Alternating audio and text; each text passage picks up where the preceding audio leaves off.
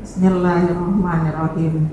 Assalamualaikum warahmatullahi wabarakatuh. Selamat pagi dan salam sejahtera buat anak-anakku sekalian.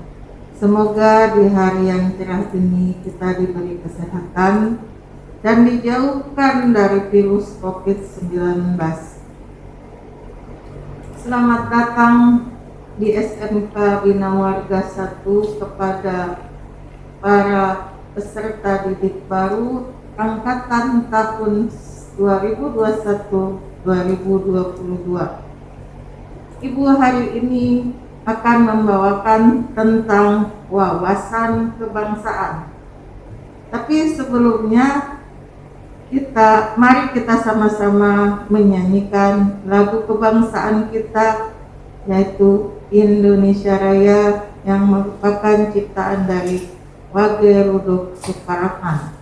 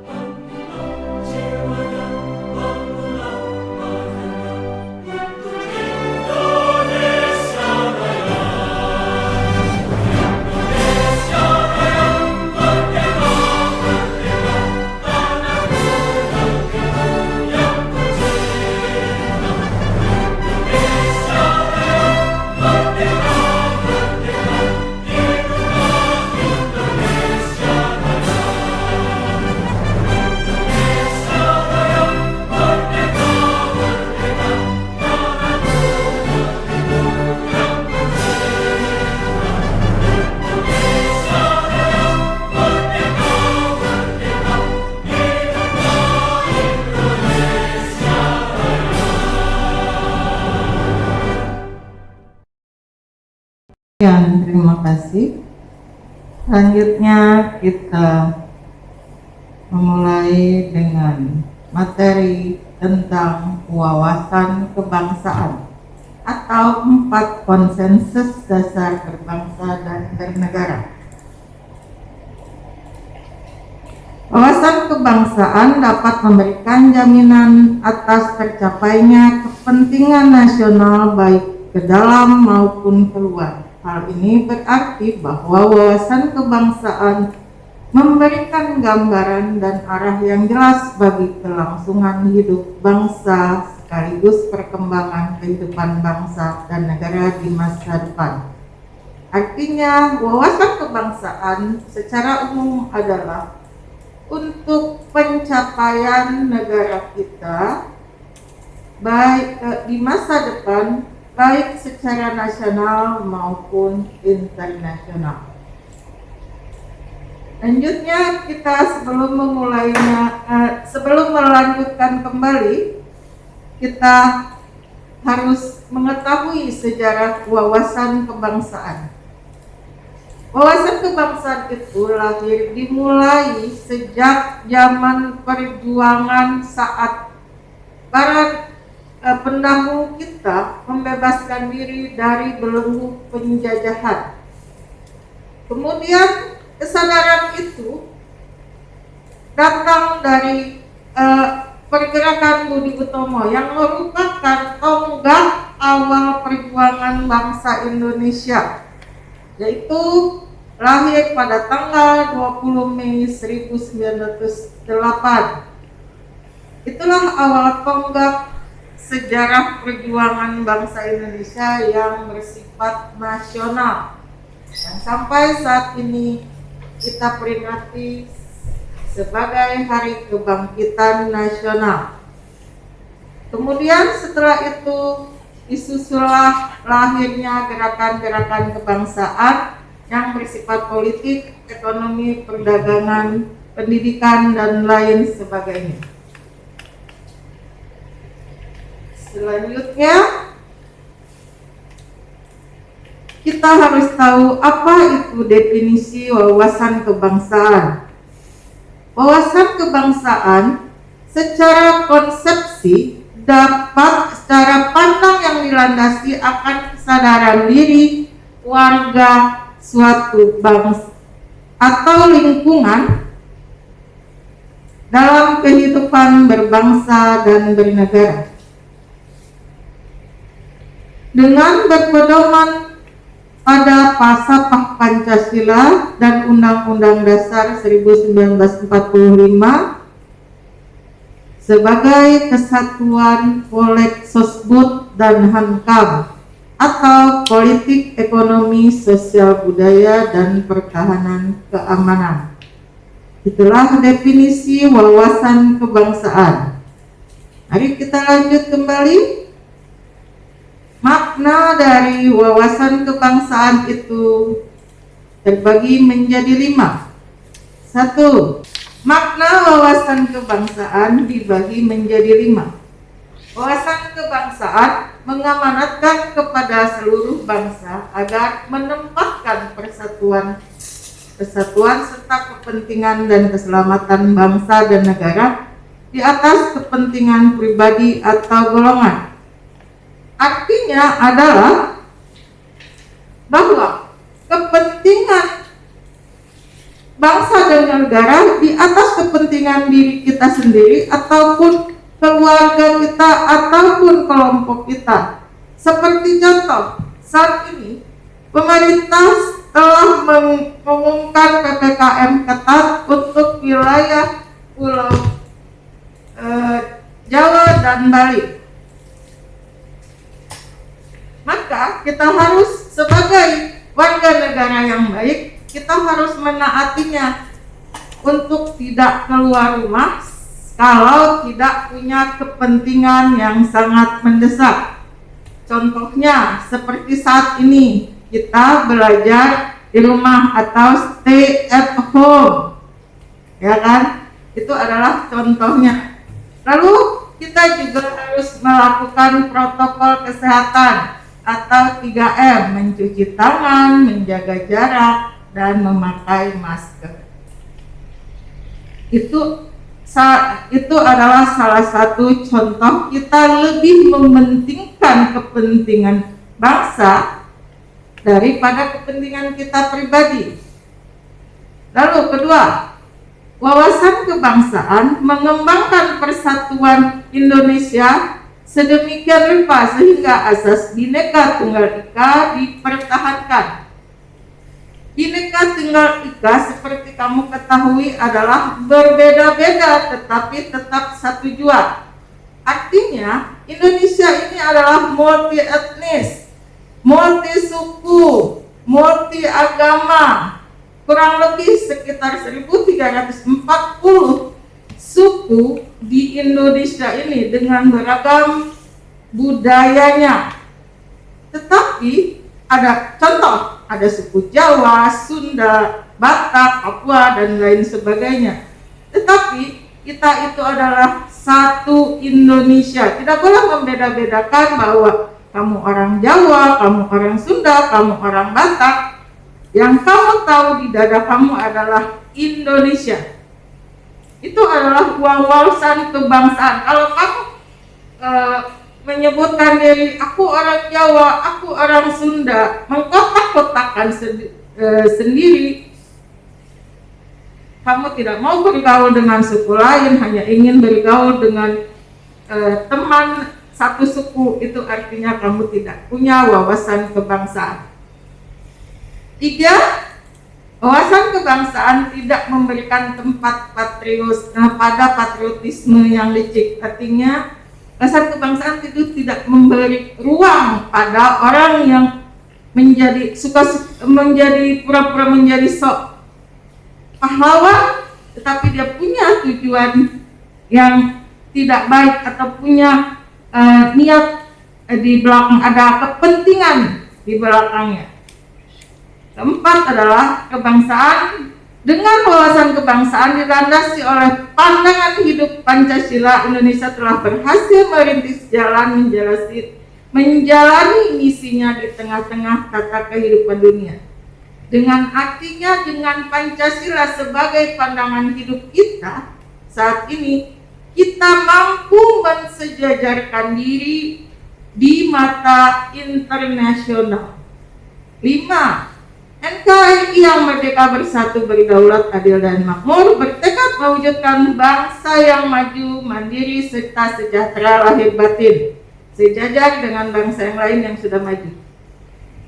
Negara Kesatuan Republik Indonesia yang merdeka, bersatu dan berdaulat itu harus mampu menjadi negara yang mandiri,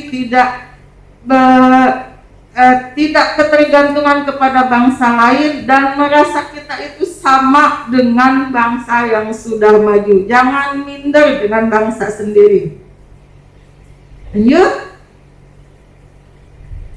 Nilai dasar wawasan kebangsaan itu dibagi menjadi 6. 1. Penghargaan terhadap harkat dan martabat manusia sebagai makhluk ciptaan Tuhan Yang Maha Esa. Artinya kita itu sama, sederajat, harkatnya sama. Tidak ada kamu yang miskin, kamu yang kaya, kamu yang pejabat, kamu yang rakyat biasa, sama. Oleh sebab itu makanya kita mengakui adanya HAM atau hak asasi manusia. 2. Cinta akan tanah air dan bangsa. 2. Tekad bersama untuk berkehidupan kebangsaan yang bebas, merdeka, dan bersatu. Kita harus punya tekad berkehidupan kebangsaan yang bebas, merdeka, dan bersatu.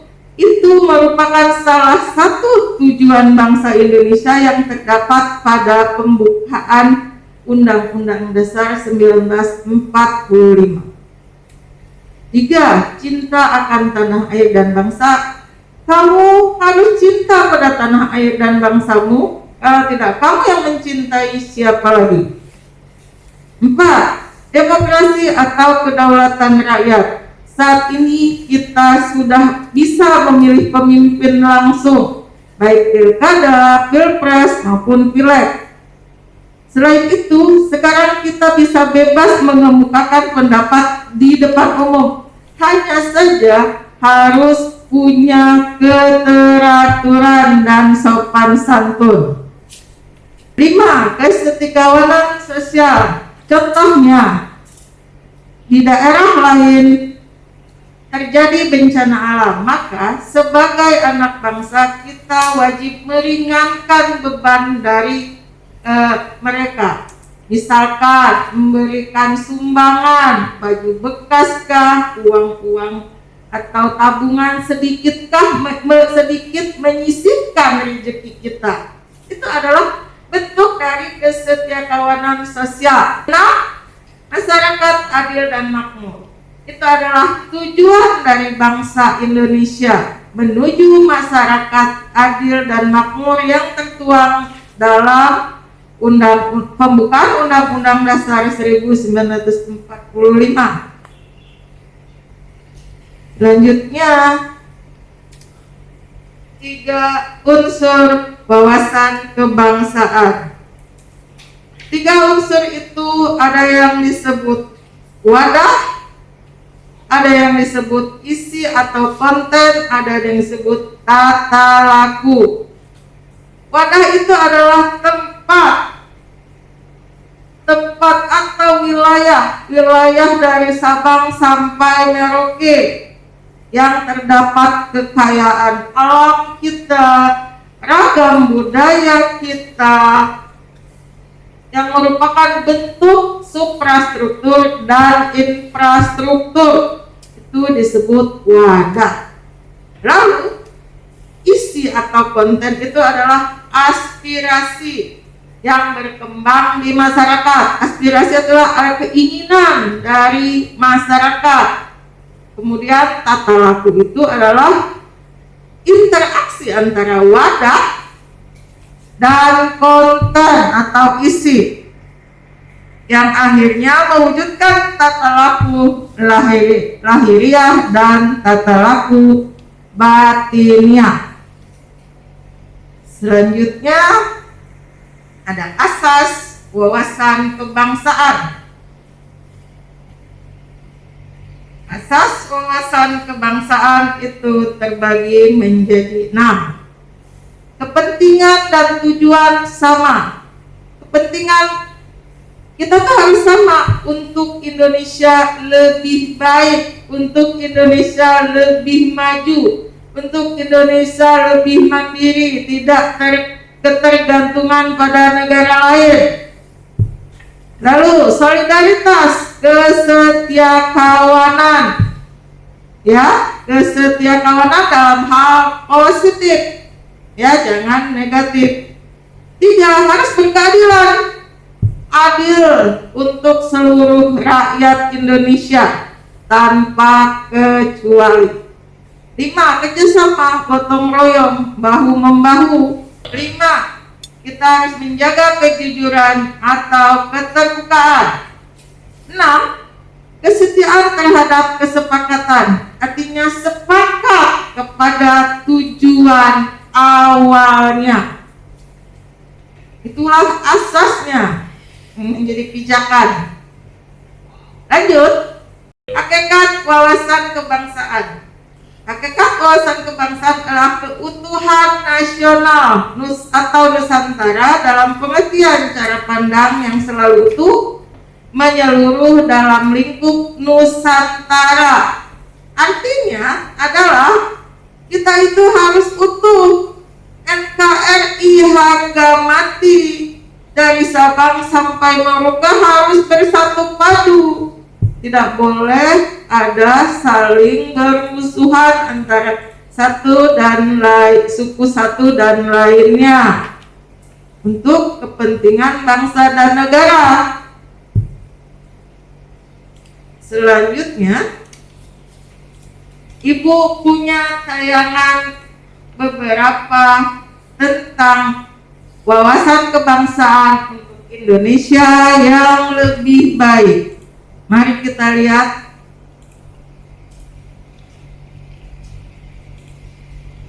Perubahan global.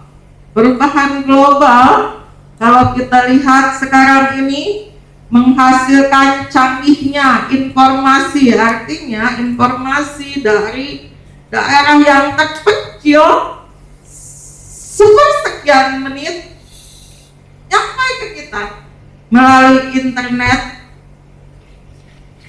Lalu komunikasi, kita dari Bogor berkomunikasi dengan teman di luar negeri atau di luar pulau dengan cepat, langsung bisa nyambung. Itu adalah komunikasi karena punya alat yang namanya HP, telepon. Transportasi sekarang bukan hanya laut, darat, dan udara, sampai ke planet pun kita sudah bisa nih.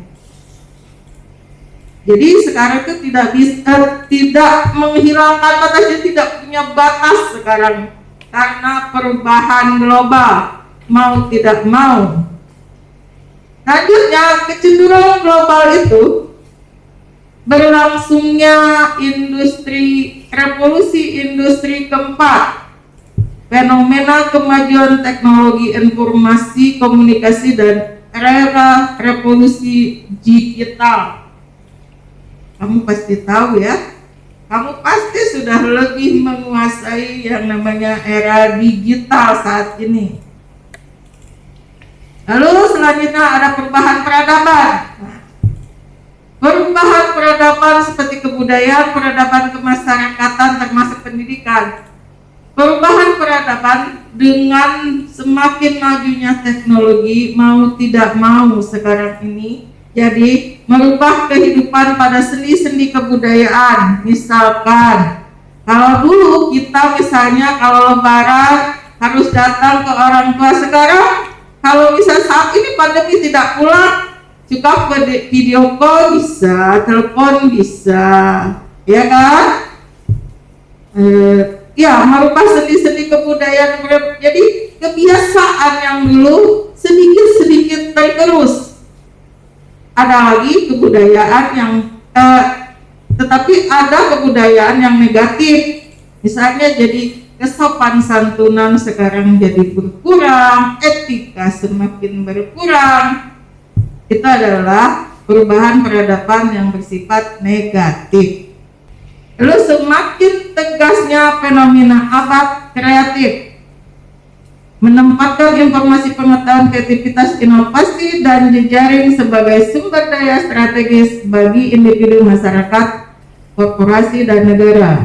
Ya, sebagai sekarang ini, jadi orang lebih kreatif karena informasi, pengetahuan, kreativitas, mau tidak mau untuk berlomba mensejajarkan diri, ya, kita harus kreatif dan lebih inovatif. Lanjut, ada proxy war, ya kan? Sekarang itu tidak zaman lagi perang angkat senjata.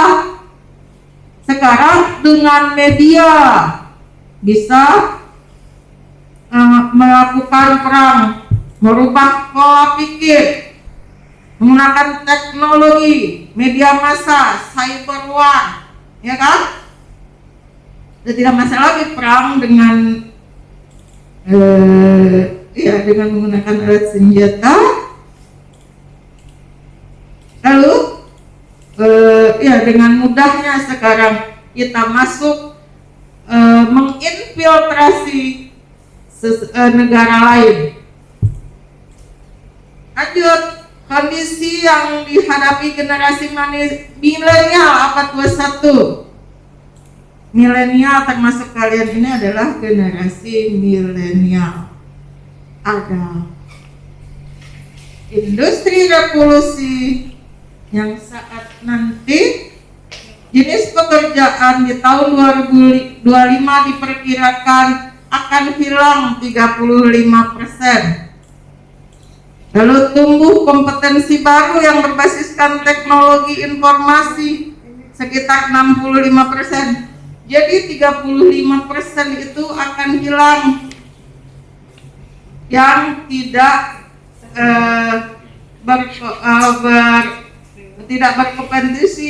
berkompeten pada teknologi informasi. Selanjutnya, kebutuhan domestik. 58 juta tambahan tenaga kerja cakap pada 2030. Peningkatan daya saing sumber daya manusia. Lalu globalisasi, 14,2 tenaga kerja akan bermigrasi antara negara ASEAN, itu yang disebut MEA itu ya. Lalu milenial atau Gen Z, ya enggak? Generasi Z, digital native dan aktif pengguna sosial media, pembelajar cepat dan cerdas. Tantangannya, kalau kita lihat tantangannya sekarang ini, lihat masyarakat atau generasi milenial lebih suka pada lagu Korea, lebih suka pada film Korea atau drama Korea daripada lagu-lagu lokal, apalagi lagu-lagu daerah, ya kan? Lebih suka pada drama-drama Korea apalagi daripada sinetron lokal gitu. Itu adalah perubahannya. Lalu kita lihat juga pada merek-merek yang terkenal lebih pada western minded atau lebih bangga menggunakan baju merek luar dibanding dengan baju dalam atau lokal. Kemudian makanan junk food, kayaknya bangga sekali ya kita kalau keluar dari mall habis makan junk food yang produk dari luar. Gempuran dan pola serangan pintar melalui F7, food, fashion, film dan fantasi, filosofi dan finansial. Tantangannya banyak sekali ya. Selanjutnya, potret berdemokrasi si anak muda. Kita lihat anak muda sekarang berdemokrasi dengan bahasa yang kurang etis, yang kurang sopan. Lihat saja dengan poster-poster yang mereka bawa, ya, dengan bahasa-bahasa sepertinya tidak pantas untuk diucapkan. Adalah tantangan. Boleh berdemokrasi, boleh menunjukkan pendapat di muka umum, tetapi jagalah kesopanan dan etika. Itu adalah hak berdemokrasi, betul. Tetapi jaga juga, kita orang timur. Lalu tantangan berikutnya adalah narkoba, ancaman bagi generasi muda. Selanjutnya ada potensi radikalisme, baik di sosial ataupun keagamaan. Banyak yang direkrut adalah generasi muda yang di keagamaan, yang istilahnya ya, yang masih hijau sekali. Biasanya direkrut untuk menjadi calon untuk menjadi teroris. Selanjutnya, hoax. Kamu pasti tahu ya, di media sosial banyak sekali beredar berita-berita yang berita-berita palsu atau hoax, atau ujaran yang penuh kebencian atau hate speech. Kamu boleh menyampaikan pendapat kamu di muka umum. Sekali lagi Ibu bilang, itu adalah berdemokrasi. Boleh kamu mengungkapkan di tempat umum seperti di media sosial, tetapi ada baiknya berbahasalah dengan baik, atau tidak boleh menghasut, apalagi memberikan berita palsu. Ya. Nah, ini adalah cita-cita dan tujuan nasional yang terdapat dalam pembukaan Undang-Undang Dasar 1945. Isinya mewujudkan negara Indonesia yang merdeka, bersatu, berdaulat, adil, dan makmur. Misinya melindungi segenap bangsa Indonesia, memajukan kesejahteraan umum, mencerdaskan kehidupan bangsa, dan ikut melaksanakan ketertiban dunia berdasarkan perdamaian abadi dan keadilan sosial. Nah, ini adalah wawasan kebangsaan. Bagaimana kita harus bersikap? Kita harus tahu situasi dan kondisi bangsa saat ini itu seperti apa. Lalu, saya itu punya wawasan kebangsaan, harus rasa memiliki negara ini, harus bersatu, jangan malah memecah belah, membuat berita-berita yang tidak baik, menyebarkan berita-berita yang tidak baik.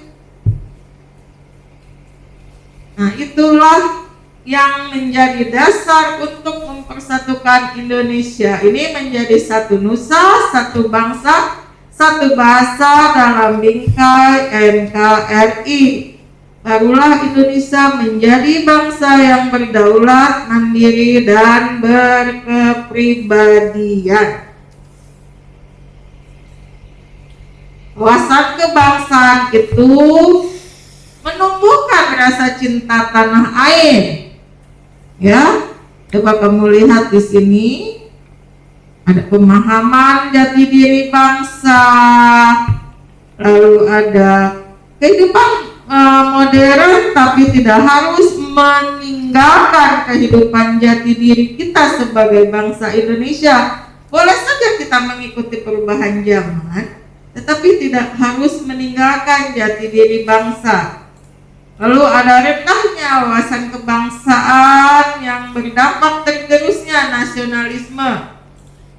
Lalu ada lagi Ya, wawasan kebangsaan dapat menumbuhkan rasa cinta tanah air pemuda Indonesia menghadapi globalisasi. Mari kita wujudkan kebangkitan nasional. Lanjut.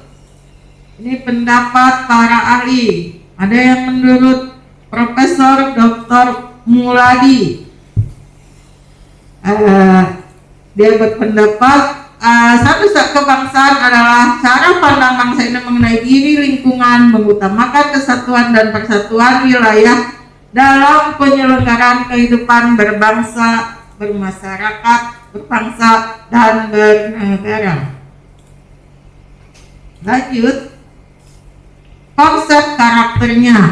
Konsepnya ada perilaku untuk hidup, untuk bekerja sama, baik di lingkup keluarga, masyarakat, bangsa, dan negara guna mewujudkan cita-cita.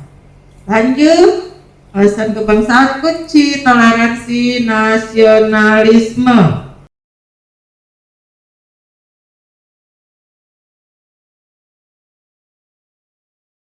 Bagaimana kita harus memperkuat karakter generasi bangsa?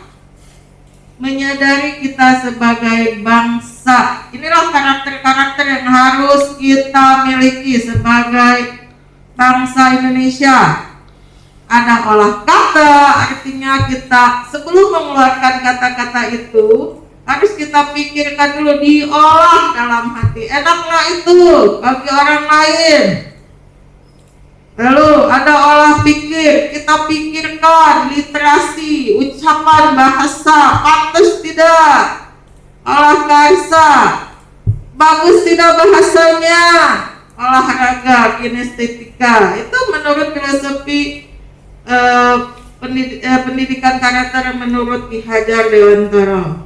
Lalu ini karakter yang harus kamu miliki: religius, jujur, toleransi, disiplin, kerja keras, kreatif, mandiri, demokratis, rasa ingin tahu. Ini adalah karakter-karakter yang harus kamu miliki sebagai generasi muda, sebagai warga negara.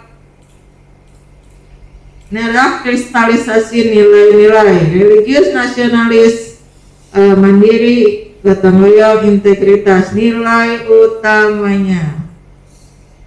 Memperkuat kawasan kebangsaan khususnya di kalangan anak muda adalah tugas kita bersama. Ya. Selanjutnya, mengapa harus ada wawasan kebangsaan? Karena wawasan kebangsaan itu adalah konsep politik kenegaraan yang merupakan manifestasi pemikiran politik bangsa sebagai suatu kesatuan atau negara kepulauan secara konseptual geopolitik Indonesia. Kita ini adalah negara yang terdiri dari kurang lebih 17.000 lebih pulau-pulau dan suku bangsanya terdiri lebih dari 1.340 suku bangsa. Kalau kita tidak punya pemikiran tentang atau konsep politik tentang wawasan kebangsaan yang menyatu, maka Indonesia ini bisa saja bubar. Ya kan? Makanya sedari dini kamu harus punya wawasan kebangsaan, harusnya cinta kepada bangsa ini, sayang kepada bangsa ini.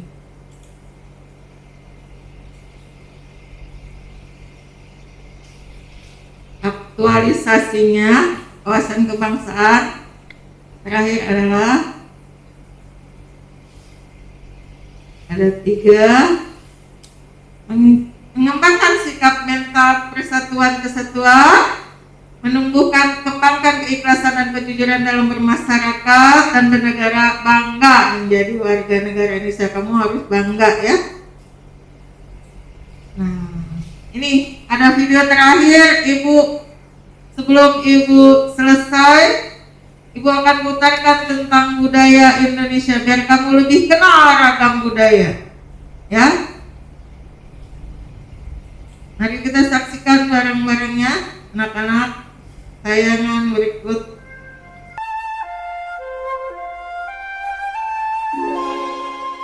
Inilah Indonesia, negeri bersahaja yang terjalin dari 17.000 lebih gugusan kepulauan, membentang bagaikan untayan batu zamrud.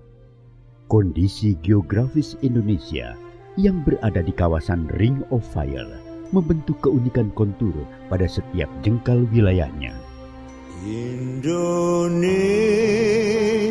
tanah air beta, Lautan lepas, pegunungan nan gagah, hingga hamparan sawah. Inilah Indonesia, rumah bagi 1.300 suku dan etnis yang menuturkan lebih dari 700 ragam bahasa. Semuanya terbingkai dalam keragaman budaya. puja bangsa.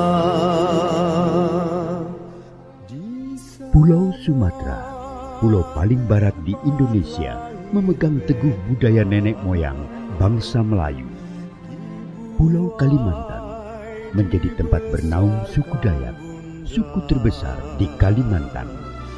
Tempat berlindung di hari Pulau Jawa sebagai pusat peradaban Nusantara sejak abad ke-9 melahirkan aneka ragam budaya yang menyiratkan luhurnya budaya negeri Pertiwi.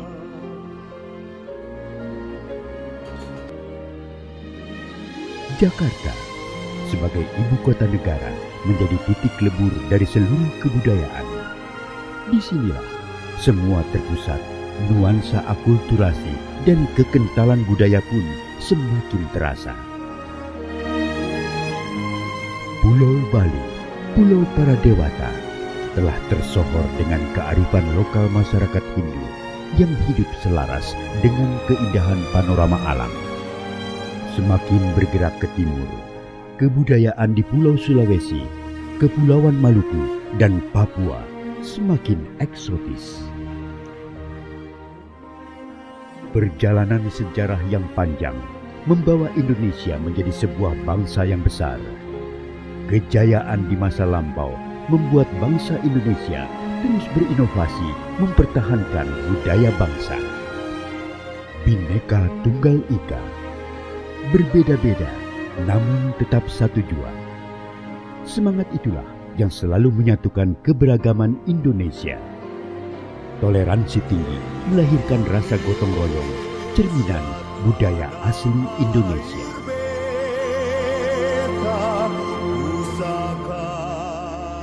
Sebagai langkah pelestarian budaya, peranan museum sangat penting sebagai media konservasi. Menjaga warisan budaya menjadi kewajiban seluruh lapisan masyarakat Indonesia agar tak lekang ditelan zaman. Saatnya dunia internasional mengakui kekayaan budaya Indonesia. Rumah Budaya Indonesia hadir di beberapa negara sahabat sebagai media perkenalan budaya Indonesia ke kancah dunia serta melalui keikutsertaan dalam konferensi internasional. Saatnya Indonesia menunjukkan kejayaan budayanya. Sampai akhir menutup mata.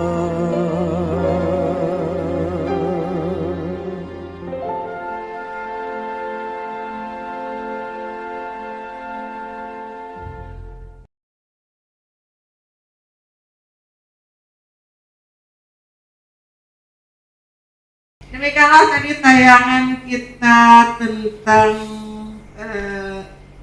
budaya Indonesia. Semoga lebih bisa membangkitkan rasa cinta tanah air, rasa bangga menjadi bangsa Indonesia.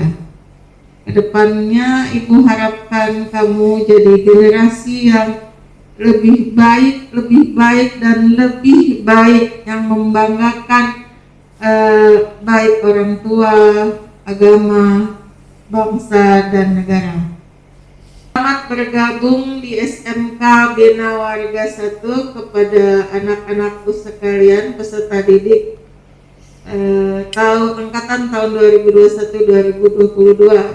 Semoga menjadi generasi yang lebih baik, membanggakan untuk semuanya. Semangat! Assalamualaikum warahmatullahi wabarakatuh.